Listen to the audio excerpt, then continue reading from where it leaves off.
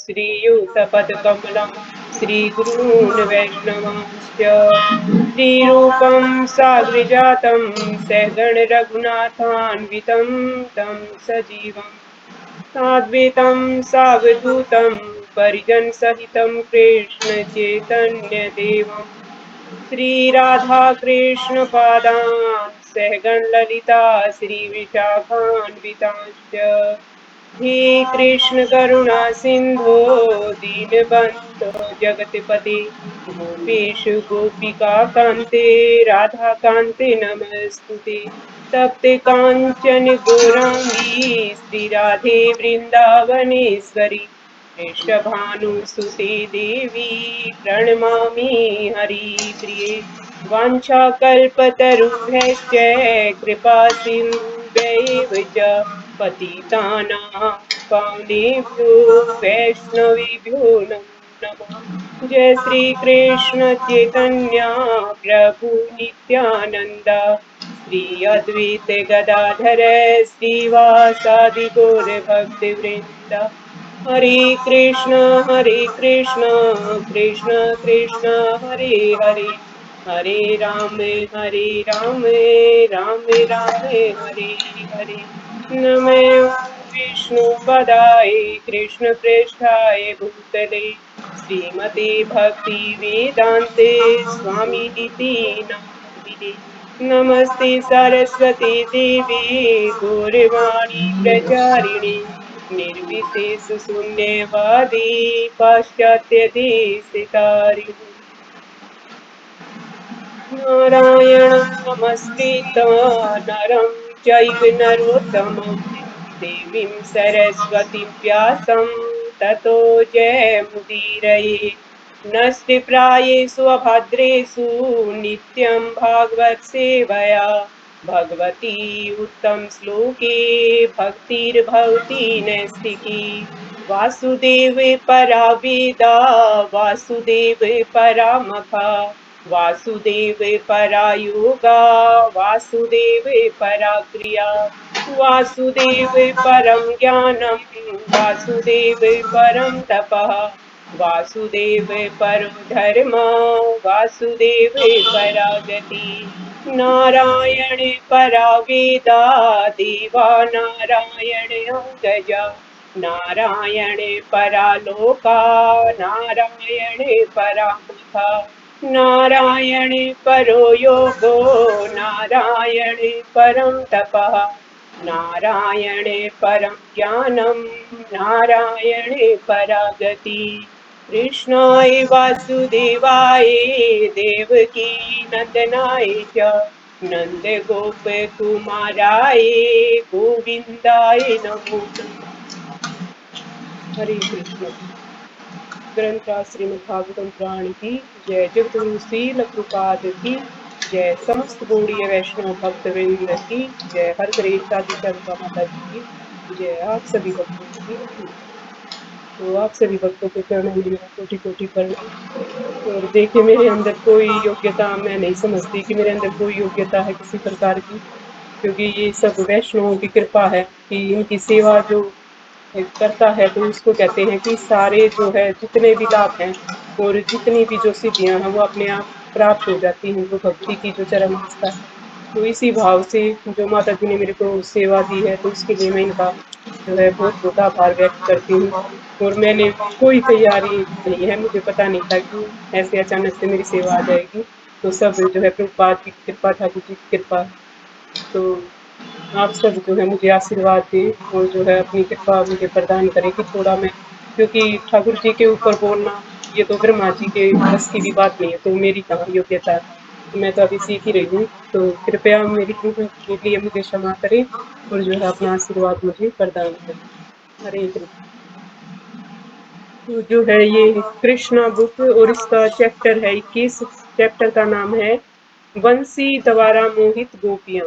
तो भगवान श्री कृष्ण की बंसी के द्वारा गोपियां कैसे मोहित होती हैं, क्या उनके ऊपर प्रभाव पड़ता है और कैसी जो है बंसी का कैसे जो है इसमें उल्लेख किया गया है कि कितना रस मधुर रस जो है उसके द्वारा जो है कितना मधुर रस गोपियों को जो है किस प्रकार अपने आकर्षण का केंद्र बनाता है। और किस प्रकार भगवान श्री कृष्ण की जो बंसी है वो सबको अपनी तरफ आकृष्ट करती है, अपनी तरफ खींच लेती है। तो इसका जो है हम इसमें रसास्वादन करेंगे। हरे कृष्णा। तो जो है सुंदर शरद ऋतु के आगमन से सरोवरों तथा नदियों में जल स्फटिक के समान स्वच्छ हो गया और वे सुगंधित कमल के फूलों से भर गए और मधुर हवाएं चलने लगी। तो इसमें क्या बताया गया है, जैसे कि पिछले अध्याय में जो है शरद ऋतु का वर्णन किया गया था। तो कैसे कैसे शरद ऋतु में जो है कितना सुंदर वातावरण हो जाता है, कैसे कैसे मतलब पिछले अध्याय में जो है पढ़ा था हमने कि कैसे कैसे जो है वातावरण कितना सुंदर लग रहा था, कैसे कैसे मतलब जीव उसमें जो है वर्षा ऋतु में प्रकट हो जाते हैं और कैसे कैसे नदियां सरोवरों पे जल से भर जाती हैं, कैसे कैसे फूल चारों तरफ जो है हरियाली छा जाती है। तो ये हमने पिछले अध्याय में जो है वर्णन जो है इसका सुना था। और अब इसमें क्या बता रहे हैं कि जो है शरद ऋतु के आगमन से सरोवरों और नदियों का जल स्फटिक के समान। तो स्फटिक क्या होता है, ये एक प्रकार से जैसे अगर इसका वैज्ञानिक दृष्टि से देखें तो ये जैसे कहते हैं कि जब चोट पे लग जाता है तो ये एंटीसेप्टिक का भी कार्य करता है, कि जैसे कीटाणु रोधक क्षमता होती है इसके अंदर। मतलब ये जो है उस चोट को जो किसी प्रकार का जो है इन्फेक्शन होने से बचाता है, तो मतलब उसको शुद्ध जैसे दूषित होने से बचाता है। और यहाँ पे हम इसका क्या समझेंगे कि जो है नदियों का जल स्फटिक के समान स्वच्छ हो गया। स्फटिक का प्रयोग जो है एक प्रकार से ये जैसे एक चमकीला पत्थर भी होता है, जैसे एक धातु भी होती है ये, जैसे ज्वेलरी में प्रयोग किया जाता है। कहते हैं ना कि जैसे स्फटिक की माला होती है, तो वो जैसे लक्ष्मी माता को बहुत प्रिय होती है ना? तो उसके भी बहुत जो सकारात्मक प्रभाव होती है, वो नकारात्मकता को दूर करती है स्फटिक की माला। और जैसे इसमें जो है इसके बहुत शुभ जो है लाभ होते हैं। तो ऐसे ही ये स्फटिक एक प्रकार का चमकीला पत्थर भी होता है। तो इसमें जो यहाँ पे ये आया है नदियों के लिए इसकी जो है उपमा दी गई है कि नदियों का जल स्फटिक के समान हो गया। यानी कि नदियों का जल इतना सुंदर, इतना स्वच्छ और इतना मतलब साफ, सुंदर, शुद्ध हो गया। मतलब इतना सुंदर लग रहा था, नीला नीला। जैसे देखते हैं ना कि मतलब कितना सुंदर जल का कैसा रंग होता है, नीला नीला बिल्कुल ब्राइट सा। तो ऐसे वो जल बिल्कुल निखर के मतलब बिल्कुल सुंदर जो है लग रहा था। और वे सुगंधित कमल के फूलों से भर गई और उनमें क्या हो गई, कमल के फूल जो है नदियों में, जैसे पूरी नदियां और पूरे जल जो है सरोवर का वो कमल के फूलों से भर गया। और मधुर हवाएं चलने लगी और हवाएं शीतल हो गई बारिश के कारण। उनमें एक मधुरता, जिसे कहते हैं ना सुगंधित हवाएं, तो बड़ी सुंदर और मधुर हवाएं चलने लगी। वन के इस वातावरण से श्री कृष्ण अत्यंत प्रसन्न हुए। तो जो ये वन का जो इस प्रकार का वातावरण था, तो इससे भगवान श्री कृष्ण अत्यंत खुश होते हैं, क्योंकि फूल खिले हुए थे और भौरे तथा मधुमक्खियां आनंदित होकर गुंजार कर रहे थे। तो चारों तरफ जो है हरियाली थी और सारे फूल खिले हुए थे। तो वातावरण बड़ा ही सुगंधित और आनंदमय था। और फूलों के ऊपर जो है भंवरे उनका रसास्वादन कर रहे थे और गुंजायमान हो रहे थे। है ना, कितनी सुंदर ध्वनि होती है भंवरों की। और मधुमक्खियां आनंद होकर गुंजार कर रही थी और मधुमक्खियां भी फूलों के ऊपर जो है गुंजार कर रही थी। तो सब अपनी अपनी मधुर ध्वनि से जो है चारों तरफ का वातावरण बड़ा आनंदमय और मधुरमय गुंजायमान हो रहा था। पक्षी, वृक्ष तथा शाखाएं सभी अत्यंत प्रसन्न लग रही थी। और सभी पक्षी भी, जब कहते हैं ना कि वातावरण का बहुत प्रभाव पड़ता है, तो ऐसे ही जैसे पक्षी भी पूरे जो है इस वातावरण का पूरा आनंद ले रहे थे। वृक्ष और शाखाएं सभी अत्यंत प्रसन्न लग रहे थे। है ना, तो कहते हैं प्रकृति में भी सजीवता होती है, प्रकृति भी चेतन होती है ना। पेड़ पौधों में भी कहते हैं पेड़ पौधे भी श्वास लेते हैं, ऑक्सीजन छोड़ते हैं। तो इसी प्रकार से जो है कहते हैं ना कि उनमें भी चेतना होती है। तो वो भी कहते हैं जब सुंदर बारिश के मौसम में सभी नए नए पत्ते आ जाते हैं, नए नए फूल खिल जाते हैं, तो बड़े सुंदर लगते हैं। जैसे हम अपने घर के आसपास ही पौधे लगाते हैं, जब उनको हम धोते हैं, जैसे पाइप लेके और जैसे उस उन पे स्प्रे करते हैं, तो धुलने के बाद उसका एक अलग ही रंग निखर के आता है। ऐसे ही जैसे बारिश में सारे पत्ते साफ हो जाते हैं, धुल जाते हैं और बड़े सुंदर हरे भरे चारों वातावरण बिल्कुल मतलब मन को लुभाने वाला होता है। तो उसका ही यहाँ सुंदर वातावरण का वर्णन किया गया है। तो जब वातावरण सुंदर होता है तो उसका जो है सब पर प्रभाव पड़ता है। तो पशु पक्षी भी उसमें बड़े मतलब मस्त होके नाचते हैं, इधर उधर मधुर मधुर सब अपनी आवाजें निकालते हैं। है ना? तो सबके ऊपर बड़ा सुंदर प्रभाव पड़ता है, फूल खिलते हैं और भंवरे और मधुमक्खियाँ उन सबको जो है उनका रसास्वादन करते हैं और उनको जो है सब अपनी जो है आकर्षण का केंद्र बनाते हैं। तभी गायें चराते साथ में श्री बलराम तथा ग्वाल बालों को लिए श्री कृष्ण अपनी दिव्य बांसुरी, मुरली बंसी बजाने लगे। तो उसमें बताते हैं कि तभी जो है गायें चराते हुए भगवान श्री कृष्ण का जो है यहाँ पे ग्वाले रूप का वर्णन हुआ है कि किस प्रकार गायें चराते हुए और साथ में श्री बलराम। तो बलराम और कृष्ण जो है दोनों जो है गायें चराने के लिए दोनों जाते थे और साथ में उनके जो है सभी ग्वाल बाल जाते थे। श्री कृष्ण अपनी दिव्य बांसुरी मुरली बंसी बजाने लगे।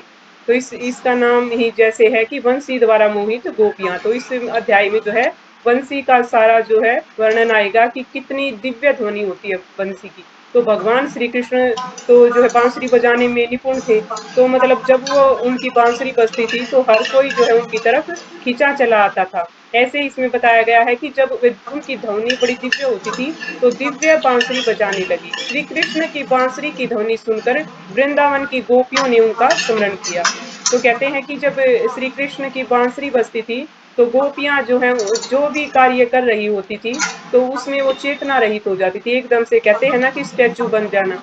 जब मान लो कोई दूध भी लो रही है तो वो रस्सी जो है उनके हाथ में ही रहती थी, है ना? ऐसे जैसे कोई अपनी चोटी गूंथ रही है तो वो ऐसे ही हाथ उनका चोटी पे ही रहता था। ऐसे ही अगर कोई काजल लगा रही तो कहते हैं कि वो काजल एक एक आंख में ऐसे लगा रहता था। तो मतलब वो इतनी मतलब कितनी उसकी जो भगवान की बांसुरी की जो है ध्वनि सुनकर इतनी जो है वो उसमें खो जाती थी कि उनको ये होश नहीं रहता था कि वो क्या कर रही हैं।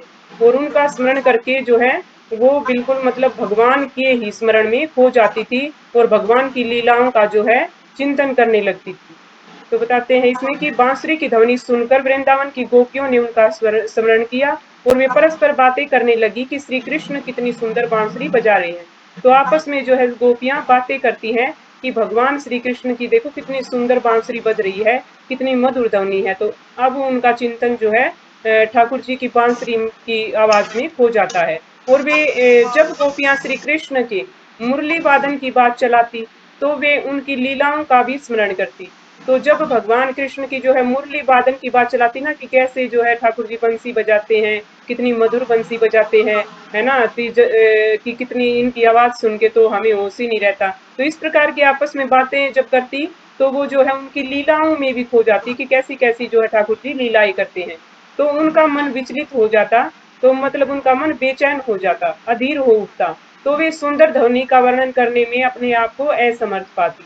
तो मतलब उनकी कहते हैं कि उनमें इतनी सामर्थ्य नहीं थी कि वो जो है उस ध्वनि का वर्णन कर सके। तो कहते हैं ना कि ठाकुर जी के जो है किसी भी मतलब गुण का कोई भी ऐसा नहीं है जब ब्रह्मा भी अपने आप को असमर्थ पाते हैं कि मतलब कोई उनको ठाकुर जी को समझ सके या ठाकुर जी का गुणगान कोई पूर्ण रूप से कर सके, है ना? तो भगवान का गुणगान करने में कोई भी ऐसा पंडित या कोई भी ऐसा विद्वान या कोई भी ऐसा ऋषि मुनि अपने आप को जो है समर्थ नहीं पाता है कि जो पूर्ण रूप से भगवान को जान सके या भगवान की महिमा का गुणगान कर सके, क्योंकि भगवान की महिमा असीम है, उनका ऐश्वर्य असीम है और उनका वर्णन कर पाना किसी के बस की। कहते हैं शेषनाग भी अपने 10,000 फणों से जो है भगवान का गुणगान नहीं कर सकते। तो जो है हम जैसे तुच्छ मनुष्यों की तो कोई गिनती ही नहीं है। जब ब्रह्मा जी प्रथम जीव हैं वो भी कहते हैं कि मैं भी पूर्ण रूप से जो है भगवान को गुणगान नहीं कर सकता। तो ऐसे ही जो गोपियां जो भगवान की जो है प्रेम की पराकाष्ठा है, जो सबसे सर्वश्रेष्ठ भक्त है भगवान की, जिनको प्रथम नंबर पे रखा जाता है कि गोपियां सबसे शुद्ध भक्त है, वो भी क्या कहती हैं कि जो भगवान की बांसुरी की ध्वनि है ना उसका वर्णन हम कर पाने में असमर्थ है, हमारे बस की बात नहीं है कि हम इनका वर्णन कर सकें। मुरली की दिव्य ध्वनि की चर्चा करते समय वे यह भी स्मरण करती कि श्री कृष्ण किस प्रकार का वेश धारण करते हैं। तो जब वे बांसुरी की जो है ध्वनि की चर्चा करती कि कितनी मधुर है, कैसी मधुर आवाज जो है निकलती है इससे और कितना मतलब ये अपनी तरफ आकृष्ट कर लेती है सबको। जब उनकी आवाज में खो जाती तो फिर उनको जो है ठाकुर जी के वेश का भी जो है ध्यान हो आता कि किस प्रकार का जो है ठाकुर जी वेश धारण करते हैं, कैसे सुंदर पीताम्बर धारण करते हैं, है ना? कैसी वेशभूषा है उनकी, कितनी आकृष्ट है ना? आकर्षक है ना? उनका जो है मोर पंख, उनके घुंघराले बाल, है ना? कैसे-कैसे जो वैजयंती माला, है ना? तो उनके जो है पूरा वेशभूषा का भी जो है वो चिंतन करने लगती। उनके सिर का मोरपंख इस तरह सुशोभित होते हैं मानो वे कोई नर्तक हो। तो अब जो है मोरपंख का जो है ये सुंदर वर्णन किया गया है कि जो ठाकुर जी के सिर पे जो मोरपंख सुशोभित होता है, जो मोरपंख शोभा पाता है, तो वो ऐसे लगते हैं कि जैसे कोई नर्तक हो, है ना। तो ठाकुर जी वैसे भी त्रिभंग लली है ना, तीन जगह ऐसे टेढ़े उनकी जो है मुद्रा होती है, बिल्कुल ऐसे खड़े होते हैं, तो उनका वो ही जो है रूप सबको आकृष्ट कर लेता है, बांके बिहारी, है ना। तो कहते हैं ठाकुर जी कि मतलब खड़े होने की जो मुद्रा है वो इतनी आकर्षक है ना। तो जब ऊपर से मोर पंख तो ऐसे लगते हैं कि अभी नाचने वाले हैं ठाकुर जी, देख के ऐसे मतलब एकदम से ऐसा लगता है कि अभी नृत्य करेंगे। तो वही है कि ऐसा लगता है कि वे कोई नर्तक हो। वे अपने कानों में नीले फूल खोसे रहते, तो कानों में जो है ठाकुर जी क्या पहनते, सुंदर नीले फूल लगा लेते, है ना। वनों में जैसे खिले हुए फूल, तो उनको जो भी अच्छा लगता उसको जो है कानों में लगा लेते, जैसे ज्वेलरी के इयरिंग्स के जगह वो फूल भी पहन लेते थे। उनका वस्त्र पीत स्वर्णिम कांति वाला होता, और जो ठाकुर जी का वस्त्र कैसा होता, पीला स्वर्णिम, है ना, चमकता हुआ सोना, ऐसी उसकी आभा होती, बिल्कुल जैसे सोना चमक रहा है। और ये गले में वैजंती माला पहने होते, और उनकी वैजंती माला गले में जो ठाकुर जी पहने रहते वो भी बड़ी सुंदर लगती। इस प्रकार का आकर्षक वेश धारण किए श्री कृष्ण अपने होठों से निसृत अमृत से वंशी के छिद्रों को पूरित करते रहते। तो बताते हैं कि इतना आकर्षक, इतना लुभावना वेश धारण करने पर श्री कृष्ण जो है अपने होठों से निसृत यानी कि जो उनके होठों से जो अमृत जो निकलता था ना, वो अमृत जो होठों से निकलने वाला अमृत जो वंशी में प्रवेश करता था, तो वंशी के छिद्रों को पूरित करते रहते, है ना। तो जब वंशी के जो छेद है उनसे ठाकुर जी जब अपने वंशी को अपने होठों से लगाते, तो जो उनके मुख से जो दिव्य अमृत निकलता ना, उससे जो है वंशी के वे छेद भर जाते थे, पूरित हो जाते, यानी कि सारा जो रस है ना ठाकुर जी का दिव्य रस, वो वंशी के छिद्रों में भर जाता। इस तरह से वे यह भी स्मरण करती कि श्री कृष्ण वृंदावन में किस प्रकार प्रविष्ट होते हैं, जो श्री कृष्ण तथा उनके सखाओं के पद चिन्हों से गौरवान्वित है। तो इसमें बताया गया है कि इस तरह से वे ये भी मतलब इसका भी स्मरण करने लगती थी कि किस तरह से जो है श्री कृष्ण वृंदावन में प्रवेश करते हैं, और श्री कृष्ण और उनके सखाओं के जो पैरों के जो निशान है ना, पद चिन्हों से गौरवान्वित है। तो उससे जो है क्या होता, जब वो गायें चराने के बाद जैसे ही वृंदावन में प्रवेश करते ग्वाले और श्री कृष्ण, तो जो है उनके जो है, क्योंकि वो चप्पल तो पहनते नहीं थे, तो जो उनके पद चिन्हों से जो है सारी भूमि पे जो है उनके पैरों के निशान जो है बड़े सुंदर लगते, है ना। वो उस भूमि पे जो है चिन्हित हो जाते, और उसको बड़ा आकर्षण का केंद्र लगते। उससे जो है सारा जो वैभव गौरवान्वित होना, मतलब पूरा मतलब वैभव, इसका मतलब है कि ठाकुर जी की महिमा, मतलब उसका कोई वर्णन नहीं है कि सारा जो है वृंदावन उनकी महिमा से पूरित हो जाता। श्री कृष्ण वंशी वादन में अत्यंत पटु थे। तो पटु होना यानी कि निपुण होना, एक्सपर्ट होना। तो श्री कृष्ण जो है सबसे मधुर बांसुरी बजाते थे, कोई श्री भगवान से ऊपर नहीं कि जो वंशी को जो भगवान से ऊपर कोई ऐसा हो जो इनसे अच्छी बांसुरी बजाता हो। तो कहते हैं कि श्री कृष्ण बंसी बजाने में निपुण थे, और गोपियां उस ध्वनि पर मोहित थी, और गोपियां बांसुरी की धुन पर मोहित हो जाती थी, बिल्कुल उसमें खो जाती थी, जो न केवल उन्हें अपितु प्रत्येक सुनने वाले जीव को आकृष्ट करने वाली थी। तो बताया गया है कि जो वंशी है वो केवल गोपियों को ही नहीं आकृष्ट करती थी, बल्कि जो भी जीव, है ना, चाहे वो पशु पक्षी हो, है ना, चाहे लता पता हो, है ना, या कोई जैसे कोई भी आम इंसान जो भी उसको सुनता, गोपी, है ना, या कोई वृंदावन के वासी जो भी ब्रजवासी बंसी की धुन को सुनते थे, वो सभी जो है उसकी तरफ आकृष्ट होने लगते, यानी कि मोहित होने लगते थे। बांसुरी की धुन जो है सबको अपनी ओर खींच लेती थी। एक गोपी ने उन अपनी सखी से कहा, नेत्रों की चरम सिद्धि इसी में है कि श्री कृष्ण तथा बलराम को वन में जाते, बंसी बजाते तथा अपने मित्रों के साथ गाय चराते देखा जाए। तो जो है इनमें से गोपियों में से एक सखी दूसरी सखी से कहती है कि जो हमारे नेत्रों की चरम सिद्धि, यानी कि नेत्रों का जो है असली लाभ, है ना, इनकी सार्थकता इसी में है, नेत्र होने का जो सार्थकता है कि इसी में है कि जो श्री कृष्ण और बलराम को वन में जाते हुए और अपने जो है मधुर जो है बंसी बजाते हुए और मित्रों के साथ जो है गायें चराते हुए देखा जाए। तो इसका जो है गोपी जो है एक सखी दूसरी सखी से वर्णन करती है। इससे जो है ना हमारे नेत्र का जो होने का जो है ना वो मतलब सिद्ध हो जाते हैं। यानी कि जो हमारे नेत्रों का होने का लाभ वो सार्थक हो जाता है, इसी में हमारे नेत्रों की सार्थकता है। तो जैसे बताया गया है कि जो हमारी इंद्रियां है ना, उनकी सार्थकता इसी में है कि जब वो इनसे हम भगवान की सेवा करें।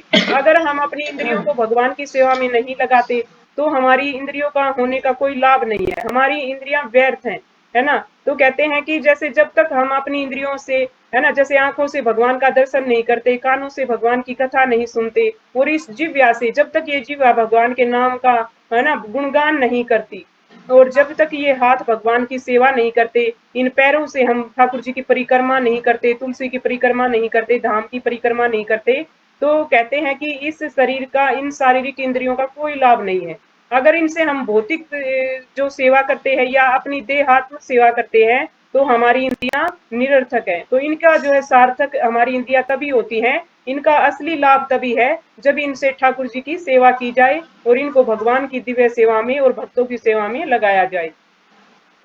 आगे है, जो व्यक्ति श्री कृष्ण को मुरली बजाते तथा उनके वृंदावन के जंगल में प्रवेश करते हुए तथा ग्वाल बालों के साथ गाय चराते हुए देखने के दिव्य ध्यान में अंत तथा बाह्य रूप से निरंतर लगे रहते हैं, उन्हें वास्तविक रूप से समाधि प्राप्त हो चुकी होती है। तो इसमें बताया गया है कि जो व्यक्ति श्री कृष्ण को मुरली बजाते और वृंदावन के जंगल में प्रवेश करते हुए तथा ग्वालों के साथ गाय चराते हुए देखने के दिव्य ध्यान में अंत यानी कि आंतरिक रूप से, है ना, मानसिक रूप से और बाह्य रूप से निरंतर लगे रहते हैं, है ना, जिनका ध्यान जो है अपने जो अंतर में भी, अपने मन में भी जो इनका दिव्य ध्यान करते हैं इस दृश्य का, और जो है बाह्य रूप से भी निरंतर जो है इस ध्यान को जो है स्मरण करते रहते हैं, तो उन्हें कहते हैं कि वास्तविक रूप से समाधि प्राप्त हो चुकी होती है। वो ही जो वास्तविक रूप से समाधि में लीन होते हैं। समाधि का अर्थ है इंद्रियों के समस्त कार्यों का एक विशिष्ट विषय में लीन होना।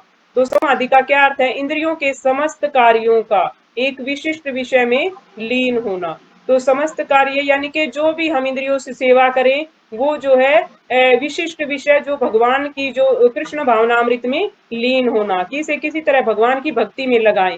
तो ये समाधि का असली अर्थ यही है। और गोपियां यह सूचित करती हैं कि श्री कृष्ण की लीलाएं समस्त ध्यान और समाधि की सिद्धि है।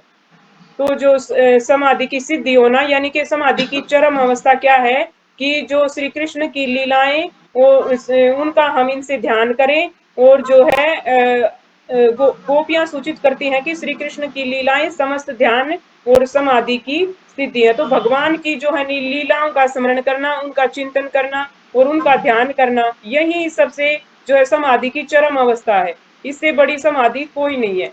श्रीमद् भगवत गीता में भी इसकी पुष्टि की गई है कि जो कोई श्री कृष्ण के ध्यान में निरंतर लीन रहता है वह सर्वोच्च योगी है।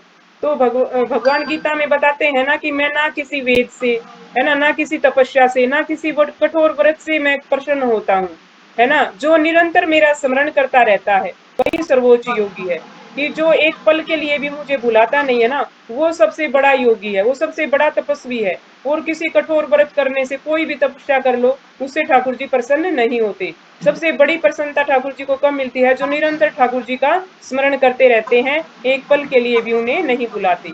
दूसरी गोपी बोली कि गायें चराते हुए श्री कृष्ण तथा बलराम रंगमंच पर अभिनय करने के लिए जाते हुए अभिनेताओं की तरह प्रतीत होते हैं। तो इसमें बताया गया कि जब श्री कृष्ण और बलराम जो है गायें चराने के लिए जाते ना, तो ऐसे लगते कि जैसे रंगमंच पर, है ना, जो होता है ना स्टेज, जिसपे जो है अभिनेता जो है परफॉर्मेंस करने के लिए जाते हैं, है ना, कि भैया आपकी ये भूमिका है, अब आपको ये रोल करना है ना। तो जैसे ही वो, जैसे कि अभी ये आएंगे, वो इस पे रोल करेंगे ऊपर स्टेज पे आके, तो ऐसे ही इसमें बताया गया है कि ऐसा प्रतीत होता कि अभी जो है श्री कृष्ण और बलराम जो है अभिनेताओं की तरह रंगमंच पर अभिनय करेंगे। श्री कृष्ण पीताम्बर और बलराम नील वस्त्र धारण किए किए थे। तो जैसे सबको पता है कि ठाकुर जी के जो वस्त्र हैं वो पीताम्बर होते हैं, पीले रंग के, और बलराम जी जो है नीले वस्त्र धारण करते हैं, और अपने हाथों में आम्र मंजरी, मोरपंख और फूलों का गुच्छा गुलदस्ता लिए हुए थे। और अपने हाथों में, जो उनके हाथों में क्या क्या था कि बताया गया कि आम्र मंजरी, आम की जो मंजरियां हैं, और मोर पंख और फूलों का गुच्छा वो जो है धारण किए हुए थे। वे कमल पुष्पों की माला धारण किए हुए थे। है ना। तो गले में जो है उनके कमल के फूलों की माला सुशोभित थी, और कभी कभी दोनों मित्र मंडली में मधुर ध्वनि में गाते थे, और कभी कभी दोनों जो है अपने ग्वाल बालों के साथ पूरी मंडली में मधुर आवाज में गाते रहते थे, मधुर ध्वनि में कुछ कुछ गाते थे। एक अन्य गोपी ने अपनी सखी से कहा, श्री कृष्ण तथा बलराम कितने सुंदर लगते हैं। तो इसमें जो है गोपियों का जो है वर्णन आया है कि कैसे कैसे एक सखी दूसरी सखी से बातें करती हैं, कैसे कैसे वो भगवान की लीलाओं का स्मरण करती हैं, और कैसे कैसे जो है बंसी की मधुर आवाज का वो वर्णन करती है, कैसे भगवान की वेशभूषा का वर्णन करती है ना। ऐसे ही जो है वो भगवान के चिंतन में खोई रहती है। तभी तो जो है गोपियों को जो है प्रथम कोटि की भगत कहा जाता है, कि प्रथम श्रेणी की भगत है, क्योंकि वो अपनी सेवाएं भी करती थी, घर की जितनी सेवाएं हैं सारी सेवाएं करते हुए भी वो साथ साथ भगवान का जो है चिंतन कभी नहीं भुलाती थी। भगवान का भी ध्यान करती थी, और अपनी गृहस्थी की जितनी भी सेवाएं हैं उनको भी करती थी, मतलब शारीरिक तौर पे भी सेवाएं करती थी, लेकिन जो उनका मन था ना वो भगवान के जो है चिंतन में लगा रहता था। तो असली कहते हैं कि भगवान क्या चाहते हैं कि मुझे अपना मन दे दो। भगवान को और किसी चीज से हम लुभा नहीं सकते, ना किसी धन से, क्योंकि वो स्वयं लक्ष्मीपति है ना। ना कोई कैसी भी वस्तु ज्वेलरी से, है ना, किसी भी प्रकार के व्रत से तपस्या से हम लुभा नहीं सकते। सिर्फ अगर जो कहते हैं कि भगवान का अपने मन को जो है भगवान के चिंतन में लगाए रहता है ना, वो ही पूर्ण योगी है, वो ही सर्वोच्च योगी है। तो इसी प्रकार ये गोपियां क्या थी कि ये जो है अपने मन को अपने चिंतन को जो है इन्होंने ठाकुर जी में लगाई रहती थी, और घर की सेवाएं करती रहती थी। तो अब एक सखी जो है दूसरी सखी से कहती है कि हे सखी, हम उनकी इस बांसुरी के विषय में कुछ सोच भी नहीं पाती। इसने न जाने कौन से पुण्य कर्म किए हैं कि यह श्री कृष्ण के अधरा अमृत का पान कर रही है, जो वास्तव में गोपियों की निधि है। तो देखो अब कैसे कैसे जो है दिव्य वचन गोपियां निकालती हैं, है ना, क्या क्या उनके मन में विचार आते हैं। तो एक सखी दूसरी सखी से कहती है कि हे सखी, जो है हम उनकी इस बांसुरी के विषय में कुछ भी नहीं सोच पाते, है ना। क्या सोचे हम कि पता नहीं इस बांसुरी ने कौन से पुण्य कर्म किए हैं, कौन सा ऐसा पुण्य किया है कि यह श्री कृष्ण के होठ अधरा अमृत होता है, उनके होठों का जो रस है, जो अमृत है, उसका पान करती रहती है। उनके जो दिव्य जो होठों का जो रस है ना, जो अधरा अमृत है, उसको ये पीती रहती है, जो वास्तव में क्या है। तो ये अधरा अमृत करने का अधिकार गोपियां कहती है ये तो हमारी निधि है, ये तो हमारा अधिकार है ना इस पे, तो है ना। गोपियां कहती हैं कि ये तो वास्तव में गोपियों की निधि है, निधि यानी कि खजाना, जो उनका अधिकार है इस पे, है ना। तो ये जो है ना बांसुरी हमसे छल करती है, तो ये हमारा जो है स्थान लेती है। तो पता नहीं इसने ऐसा कौन सा पुण्य किया है कि ये जो है जो भगवान के जो दिव्य जो अधरामृत है, जो होठों का दिव्य रस है, उसका ये पान करती है। लेकिन वो तो कहते हैं कि गोपियों का इस पे अधिकार है, वो तो गोपियों का खजाना है, तो ये ऐसा करती है। श्री कृष्ण कभी कभी गोपियों का चुंबन करते थे, अतः उनके अधरों का दिव्य अमृत केवल उन्हीं को प्राप्त है। तो इसमें देखे कोई मतलब इसमें क्या बताया गया कि श्री कृष्ण कभी कभी गोपियों का चुंबन करते थे। तो यहाँ जो भौतिकतावादी हैं वो तो यही समझेंगे, है ना, जैसे वो रासलीला का भी गलत मतलब निकालते हैं, है ना। तो उनका यही सोच होती है कि जैसे वो गलत कामुकता के भाव से देखते हैं, लेकिन जो है भगत क्या है ऐसा नहीं देखता। तो इसमें क्या है कि भगवान की जो इंद्रियां हैं वो मतलब दिव्य इंद्रियां हैं, और जो भगवान जो कहते हैं ना कि गोपियां जो है भगवान की आत्मा है। तो ये गोपियां जो है कहते हैं कि पहले जन्म में ऋषि मुनि थे, तो जैसे जब भगवान त्रेता युग में आए थे, तो उसमें जैसे कहते हैं कि इन गोपियों की इच्छा थी कि जैसे सीता माता जो है भगवान के साथ रहती हैं, है ना, इतने प्रेम से, तो हमें पता नहीं ये अधिकार कब मिलेगा, क्या हम भी कभी ऐसे रहेंगे। तो भगवान तो कहते हैं ना कि जो है सबके अंतर्यामी है, सबके मन की बात जानते हैं। तो भगवान ने उनकी इस इच्छा को पूरा करने के लिए कहा था कि जब मैं द्वापर युग में आऊंगा तो तब मैं तुम्हारी इच्छाएं पूरी करूंगा। तो ये जो जितने भी जो ऋषि मुनि है, ये जो है गोपियों का रूप धारण करते हैं द्वापर युग में। और भगवान फिर उनका जिस जिस भी गोपी का जो भी भाव होता है ना, कि जिस तरह से जो भी गोपी नृत्य, जैसे हम रास मंडल में देखते हैं, रास मंडल का जो जो भी मतलब जो पिक्चर होती है उसमें हम देखते हैं कि हर एक गोपी की तरफ हर एक गोपी क्या समझती है कि भगवान सिर्फ मेरी तरफ ही देखते हैं, कि भगवान सिर्फ मेरे साथ ही नृत्य कर रहे हैं। उसको ये फील नहीं होता था कि भगवान दूसरी गोपी के साथ भी नृत्य कर रहे हैं, क्योंकि वो इतनी खोई रहे भगवान की, मतलब कौन ऐसा है जो भगवान की जो है ये आंखों के आगे से जो छुप के निकल जाए। तो भगवान तो चित्त चोर है, मन चोर है, वो तो ऐसे इतने आकर्षक हैं, सर्व आकर्षक हैं। तो मतलब क्या है कि गोपियों की इतनी हिम्मत नहीं होती थी कि वो नजर हटा सकी, तो वो यही समझती थी कि सिर्फ मेरे ही साथ नृत्य कर रहे हैं भगवान। तो ऐसा ही भाव मतलब इसमें वही चीज बताई गई है कि मतलब हमें ये नहीं सोचना चाहिए कि भगवान जो अगर गोपियों का जो है चुंबन करते थे वो उसमें कोई काम वासना नहीं होती थी। वो बिल्कुल मतलब आत्मा के स्तर पर जैसे एक बाप होता है तो वो अपनी बच्ची को जैसे नहला भी सकता है ना, छोटी बच्ची को जैसे पिता भी नहला सकता है और वस्त्र भी धारण करा सकता है। तो इसमें ये नहीं है कि बाप की दृष्टि गलत हो जाती है, क्योंकि पिता का एक शुद्ध भाव होता है जो वो अपनी बच्ची को जैसे उसके वस्त्र भी बदल सकता है ना, उसको नहला भी सकता है ना, कैसे भी मतलब अपनी बच्ची को जो गोद में भी ले सकता है, कैसे भी चुंबन कर सकता है, प्रेम कर सकता है। वही भाव भगवान का, क्योंकि सभी भगवान की संतान है, सारे जीव भगवान के अंश हैं। तो भगवान का जैसे कोई गलत इसमें वो नहीं है कि भाई वो कामुकता की दृष्टि से या काम वासना कोई झलकती है। भगवान की आत्मा है ये गोपियां, ये सारे ऋषि मुनि जो है गोपियों का रूप धारण करते हैं और फिर जो है उनकी इच्छाओं का भगवान जो है उनकी इच्छाओं को पूरा करते हैं। जिस भी गोपी का जो भी भाव होता कि भगवान मेरे साथ ऐसे नृत्य करेंगे, भगवान के साथ मैं ऐसे करूं, तो उसी इच्छा को भगवान पूरा करते थे। अतः उनके अधर अमृत दिव्य अमृत केवल उन्हीं को प्राप्त है। तो जो उनको जो है वही जानते हैं कि मतलब भगवान को पता है इस अमृत का आस्वादन गोपियों को पता है। अतः गोपियों ने पूछा यह कैसे संभव है कि एक बांस की बनी बांसुरी श्री कृष्ण के अधर अमृत का निरंतर पान करती रहती है। परमेश्वर की सेवा में लगे रहने के कारण इस बांसुरी के माता पिता अवश्य ही प्रसन्न होते होंगे। तो फिर जो है अतः गोपियों ने पूछा, तो गोपियां पूछती हैं कि एक दूसरे से बातें करती हैं कि ये कैसे संभव है कि एक बांस की बांसुरी श्री कृष्ण के जो होठों का अमृत है उसका निरंतर पान करती रहती है। तो परमेश्वर की सेवा में लगे रहने के कारण इस बांसुरी के माता पिता अवश्य ही प्रसन्न होते होंगे। तो जैसे जो भी माता पिता देखते हैं कि मेरा बच्चा जो है भगवान की सेवा करता है ना, तो कहते हैं कि वे माता पिता को भी बड़ी प्रसन्नता होती है कि चलो मेरा जो है बच्चा भगवान की सेवा में लगा हुआ है, ये मेरा बच्चा भगत है, अच्छे से सेवा करता है। तो मतलब माता पिता को प्रसन्नता होती है ना कि मेरा बच्चा भैया एक अच्छे कार्य में लगा हुआ। तो वही बात इसमें बांसुरी के लिए बताई गई है। गोपियां ऐसे ऐसे जो है अलग अलग प्रकार की बातें करती हैं बांसुरी के विषय में कि इनके माता पिता को तो जरूर प्रसन्नता होती होगी जब ये देखते होंगे कि हाँ जो है ये भगवान की सेवा में लगी हुई है। सरोवरों तथा नदियों को वृक्षों की माता कहा गया है क्योंकि वृक्ष केवल जल पीकर रहते हैं।